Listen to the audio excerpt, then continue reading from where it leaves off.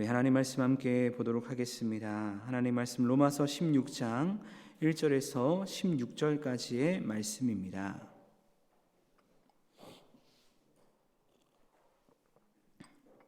로마서 16장 1절에서 16절까지 말씀 우리 함께 봉독하도록 하겠습니다.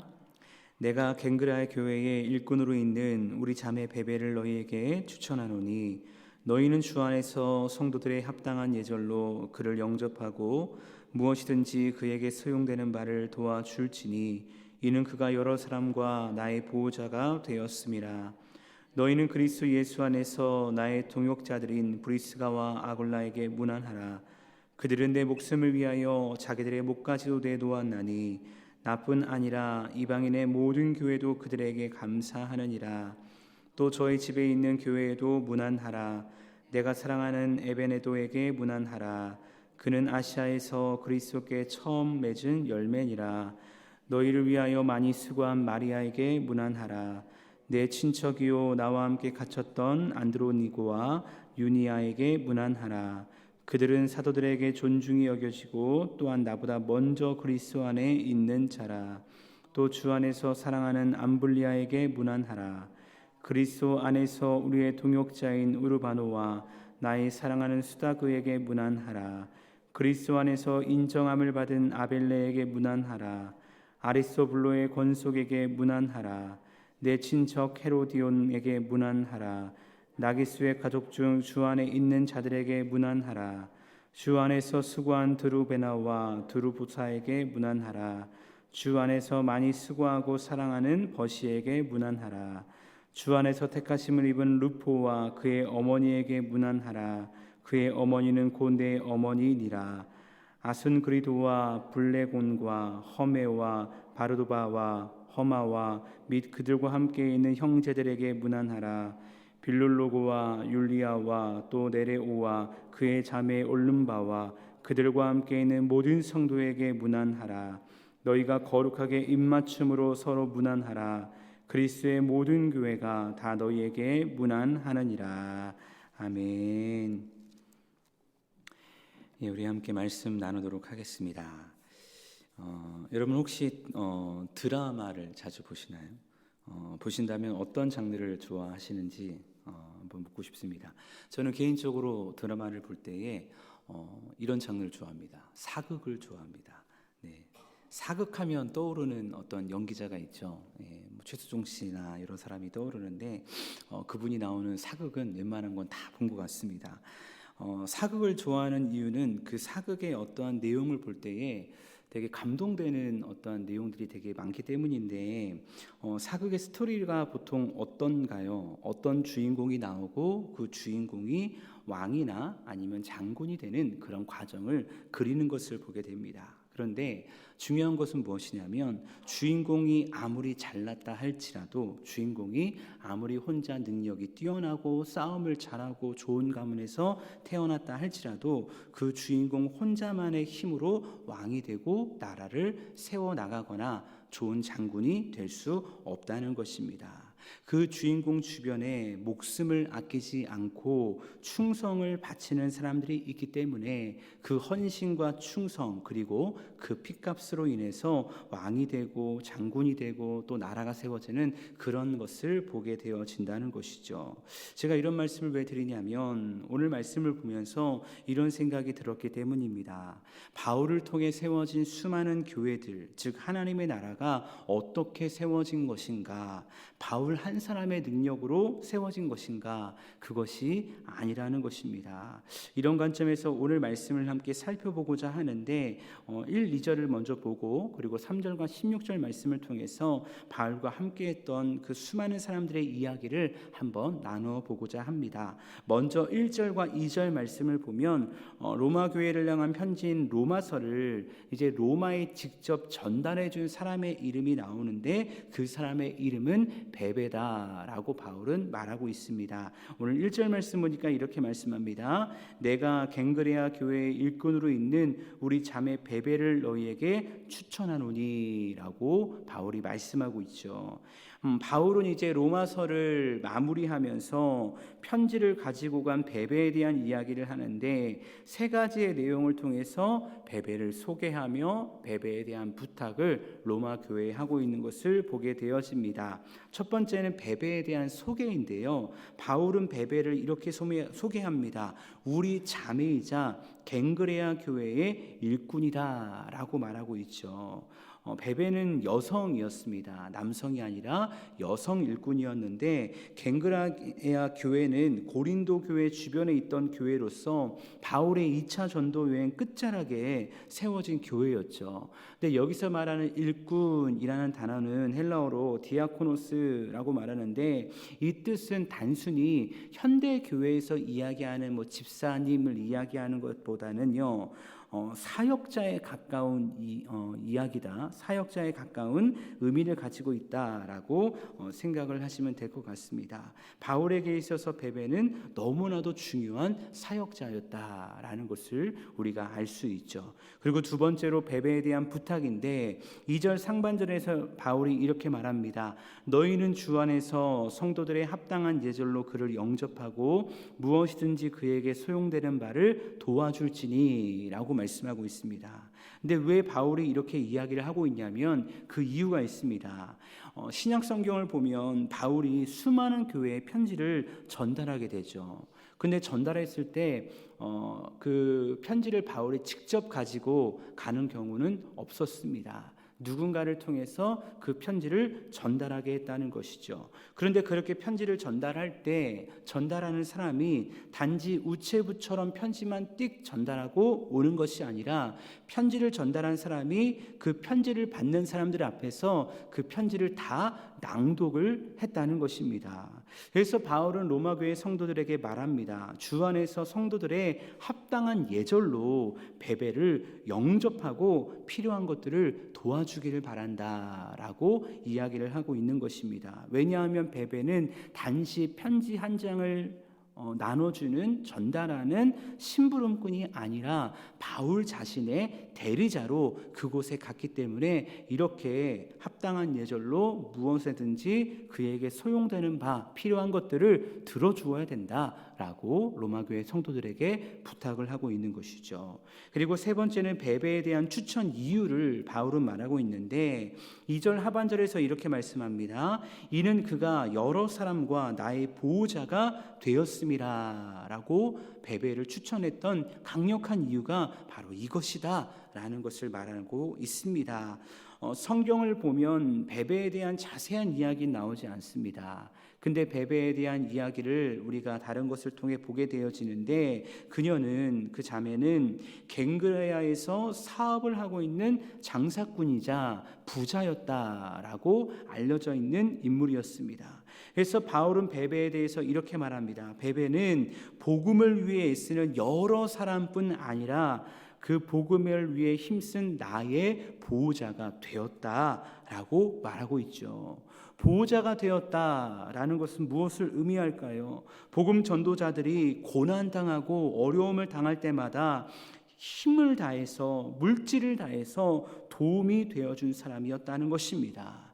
결국 베베는 이렇게 하나님 나라를 위해서 함께 애쓰고 수고하는 동역자가 되었다는 것이죠. 무엇을 통해 또 이것이 증명되어질까요? 지금 베베가 그 바울의 편지를 들고 로마로 왔거든요. 그것이 바로 동역자라는 증거라는 것입니다. 저는 오늘 말씀을 이 1, 2절 말씀을 보면서 이런 생각을 하게 되어집니다. 나의 삶에도 나의 사역 가운데도 누군가에게 이렇게 자신 있게 추천할 만한 믿음의 동역자가 있는가라는 생각을 하게 되어집니다. 반대로 누군가가 나를 이렇게 추천해 준다면 함께 동역할 준비가 되어 있는가라는 것을 생각해 보게 됩니다. 여러분도 한번 생각해 봤으면 좋겠습니다.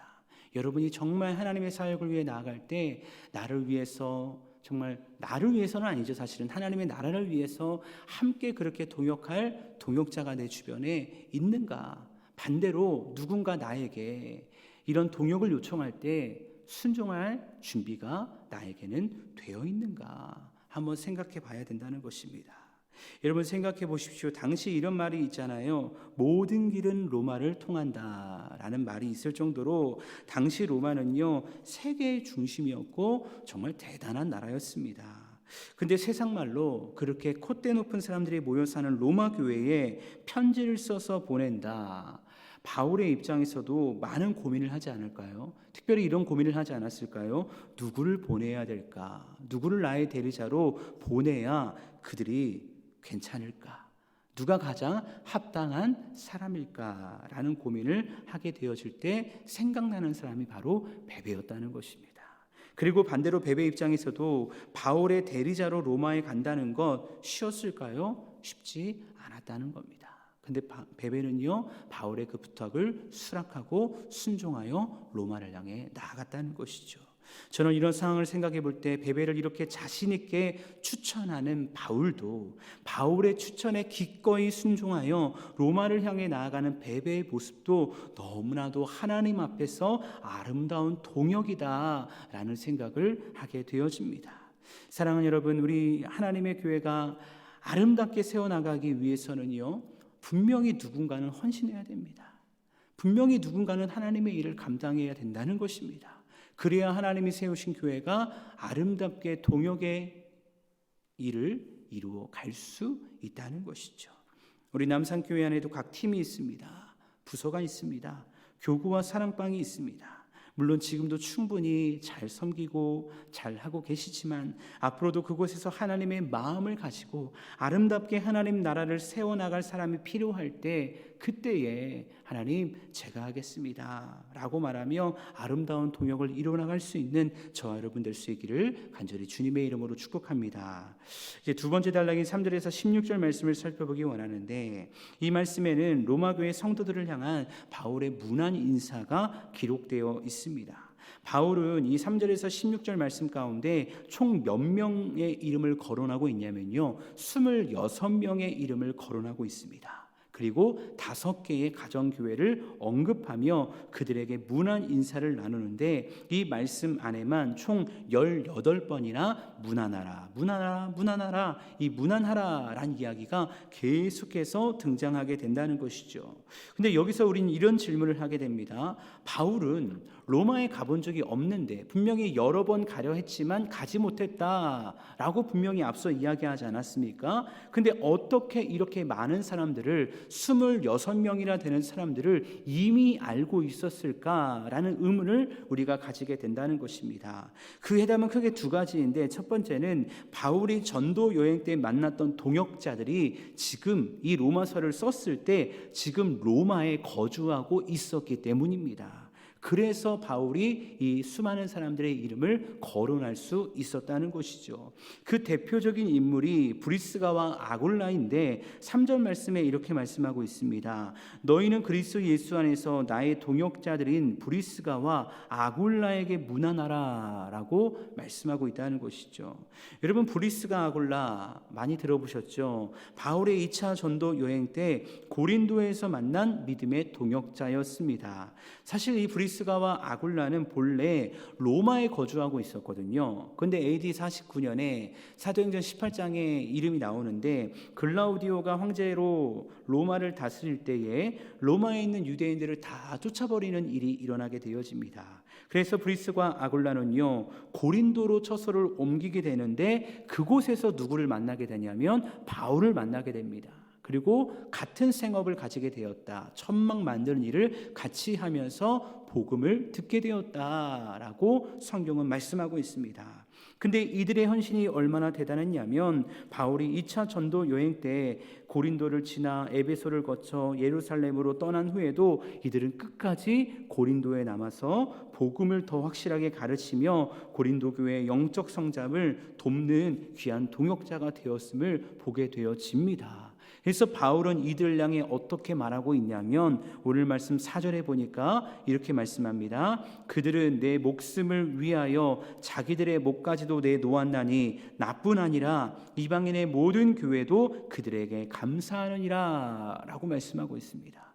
내 목숨을 위하여 자기들의 목까지도 내놓았던 목숨을 아끼지 않았던 귀한 동역자가 바로 브리스가와 아굴라였다라고 바울은 로마 교회 성도들에게 이들의 신앙을 정말 자세하게 선포하고 있다는 것입니다. 브리스가와 아굴라가 언제 로마로 돌아간지는 정확히는 모르겠지만 추측건데 AD 54년에 유대인의 추방령을 내렸던 글라우디오가 죽거든요. 그러니까 이들이 본인들의 거주지였던 로마로 돌아갔을 것이다 라고 우리가 생각할 수 있습니다. 결국 바울은 2차 전도 여행 때 만난 이들을 통해서 이 브리스가와 아굴라를 통해서 로마 교회를 자세히 알게 된 것이죠. 그리고 이후에도 로마로 돌아간 브리스가와 아굴라를 통해 이들과 서신을 주고받으면서 로마 교회의 상황 그리고 로마 교회 사람들에 대한 이야기를 듣게 되었을 것입니다. 그래서 바울은 로마서 16장을 통해서 26명이나 되는 사람들 그리고 5개의 교회를 언급하면서 이들을 축복하는 동시에 문안하고 있는 것이죠. 이것이 로마 교회 성도들을 알게 된 두 번째 이유이기도 하다는 것입니다. 결국 오늘 말씀에 나오는 26명의 사람들을 통해 우리는 그동안 바울의 사역이요 어떤 사역이었는가라는 것을 짐작해 보게 되는데 그 사역은 바로 사람을 살리고 사람을 세우는 사역이었다는 것입니다. 물론 이 26명 전부가 바울이 세운 사람이 아닌 사람도 있습니다. 근데 바울이 세운 사람도 있다는 것이죠. 근데 분명한 것은 무엇이냐면 그 사람들과의 만남을 통해서 하나님 나라의 동역을 분명히 이루어 갔다는 것, 그것은 우리가 분명히 확신할 수 있는 일이라는 것입니다. 여러분 생각해 보십시오. 오늘 시간상 우리가 이 26명을 다 일일이 나열해서 설명할 수는 없어요. 제가 시간이 다 됐기 때문에. 근데 이 사람들을 공식적인 문서에 기록하며 축복하고 문안하게 한다는 것이 쉬운 일일까요? 여러분 누군가를 내가 추천한다. 이거는 정말 쉬운 일이 아닙니다. 우리가 때로 이렇게 직장을 다니거나 어떠한 세상의 일 가운데 추천서를 받을 때도 받는 사람도 쓰는 사람도 분명한 확신이 있어야 받을 수 있고 써줄 수 있는 것 아닙니까? 바울에게는요 이 사람들에 대한 분명한 확신이 있었다는 것입니다. 어떤 확신이었을까요? 이 사람들이 로마 교회의 문제를 해결할 복음의 통로가 될 것이라는 확신입니다. 그렇게 이들의 이름을 기록하며 이들을 자신 있게 소개하고 문안하고 있었다는 것입니다. 이런 관점에서 우리도 한번 생각해 보길 원합니다. 우리는 사람을 살리고 사람을 세우는 사역 가운데 얼마나 집중하고 있는가? 이것이 얼마나 중요한가 우리는 생각해 보아야 된다는 것입니다. 지금 유럽의 많은 교회를 바라볼 때 한국 교회가 경각심을 가지며 하는 말이 있습니다. 그 말이 무엇일까요? 우리도 30년, 40년, 아니 20년, 30년 후에 유럽 교회처럼 될 수 있다는 것입니다. 그러면 어떤 교회이기 때문에 그런 이야기를 할까요? 오래된 교회가 있습니다. 전통을 자랑하는 교회들이 있습니다. 그런데 진정한 그리스도인들이 사라지고 있다는 것입니다. 왜냐하면 젊은 사람들이 예수를 믿지 않고 세상을 향해 나아가기 때문입니다. 특별히 영국 교회에서는요 이미 오래전부터 탈세례 운동이 일어난다는 것 아마 들어보셨을 것입니다.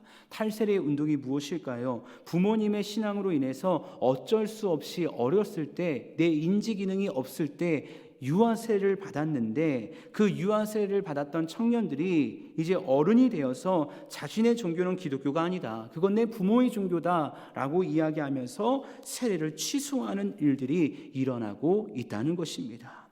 여러분 이 일이 과연 유럽만의 문제일까요? 그렇다고 한다면 우리는 어떻게 해야 할까요? 우리도 바울처럼요 이제는 분명히 사람을 세우고 사람을 살리는 일에 집중해야 한다는 것입니다. 왜냐하면 그 사람이 언젠가는 하나님 나라를 함께 세워나가는 동역자가 될 수 있기 때문입니다. 하나님의 나라는요 어떠한 인간의 수치와 인간의 결과로 바라볼 수 없습니다. 하나님의 나라는 분명히 하나님이 세우시는 사람들을 통해서 지금도 하나님의 나라가 움직이고 있고 하나님의 나라는 확장되고 있는 줄 믿습니다. 근데 중요한 것은 무엇이냐면 그 하나님의 마음을 가지고 하나님의 심장을 가지고 하나님의 복음을 가지고 우리가 그렇게 나아가고 있는가, 이것이 정말로 중요하다는 것이죠. 특별히 다음 주간에 여기 현수막도 붙여 있는데 다음 주간은 교회학교 여름사역을 위해서 여름사역을 위한 특별기도회로 드려집니다. 그리고 금요일에도 저녁에도 금요기도회를 여름 사역을 위한 금요기도회로 드려집니다. 모든 교회가 다음 세대를 이야기합니다. 그렇죠. 그런데 정말로 다음 세대가 세워져야 하는 이유가 무엇일까요? 저는 그 이유가 바로 여기 있다고 생각합니다. 아직 어리고 잘 모르는 어린 아이들일 수 있지만, 중고등학생일 수 있지만, 그 아이가, 그 청소년이, 그 청년이 신앙으로 성장할 때 언젠간 하나님 나라를 세우는 동역자가 될 수 있기 때문입니다. 꼭 우리 남산교회의 동역자가 아닐지라도 한국교회의 세계 열방의 하나님 나라의 동역자가 될 수 있기 때문이라는 것입니다. 여러분, 바울이 전도 여행을 통해서 한 사람 한 사람에게 집중하며 그들을 영적으로 세워나갈 때 이런 생각을 했을까요? 이 사람은 나중에 내가 로마 교회에서 꼭 만날 거야. 그때 내가 꼭 나의 일을 위해서 이 사람을 사용해야지. 그런 마음을 가지고 한 사람 한 사람을 세우면서 나아갔을까요? 아닙니다. 그러지 않았을 것입니다. 그저 그 상황과 환경 속에서 하나님이 주시는 마음을 가지고 그 당시 그 상황 속에서 최선을 다해서 그 사람을 하나님의 사람으로 세우기 위해서, 하나님 나라 동역자로 세우기 위해서 그렇게 복음을 전하고 그 사람을 세워 나갔을 것입니다. 근데 그렇게 했더니 하나님께서는요, 바울의 사역에 가장 필요한 그때에 그 사람들을 로마 교회에 있게 하신 것이죠. 그래서 그들과 함께 하나님의 풍성한 은혜를 나누게 하신 것이라는 것입니다. 사랑하는 여러분, 저는 오늘 로마서를 묵상하면서 다시 한번 확신하게 됩니다. 무엇을 확신하게 되냐면요, 하나님의 일, 하나님의 복음 사역, 내가 하는 것이 아니라는 것입니다. 하나님이 이미 하고 계셨구나. 하나님이 하나님의 영광을 위해서, 하나님의 나라를 위해서 이미 그분의 일들을 미련한 우리는 현재도 알지 못하고 미래도 알지 못하고 당장 내일의 일도 알지 못하지만, 전능하신 하나님께서는 그 하나님 나라의 영광을 위해서 이미 그분의 일들을 이루어 놓고 계셨구나라는 확신을 하게 된다는 것입니다. 그렇다면 우리는 무엇을 하면 되는 것일까요? 이미 그분의 일을 이루어 가고 계시는 그 하나님을 집중하고 그 하나님을 바라보며 그 하나님이 주시는 지금 내 자리에서 최선을 다해서 하나님의 영광을 위한 사명을 감당하면 되는 것입니다. 어제도 엊그제도 계속해서 말씀을 나눴던 것처럼 내 뜻, 내 꿈, 내 계획 내려놓고 하나님의 뜻, 하나님의 꿈을 쫓아 최선을 다해 한 걸음 한 걸음 나아가면 언젠가는 이 복음의 퍼즐이, 하나님 나라의 이 복음의 퍼즐이 맞춰지면서 아, 이거였구나, 하나님이 계획하신 이 놀라운 일이 바로 이것이었구나 라고 하며 하나님께 감사하며 하나님을 찬양하며 그 믿음의 동역자들과 더 큰 하나님의 나라를 세워나가게 되는 줄로 믿습니다. 그렇게 사랑하는 여러분, 주님의 길을 걸어가는 그것, 주님의 사명을 감당하는 그 일, 때로는 힘들고 어렵고 문제가 있을 수 있다는 것입니다. 로마 교회처럼 갈등도 있고 어려움도 있을 수 있다는 것입니다. 근데 분명히 기억하시기를 바랍니다. 하나님이 이미 그 일을 이루어 가고 계시다는 것을 기억할 수 있기를 바랍니다. 그렇게 주님이 주시는 그 힘으로 말미암아 우리가 있는 그 자리에서 하나님의 나라를 세워나갈 수 있는 그런 복음의 통로 될 수 있는 저와 여러분 모두가 될 수 있기를 간절히 주님의 이름으로 축복합니다.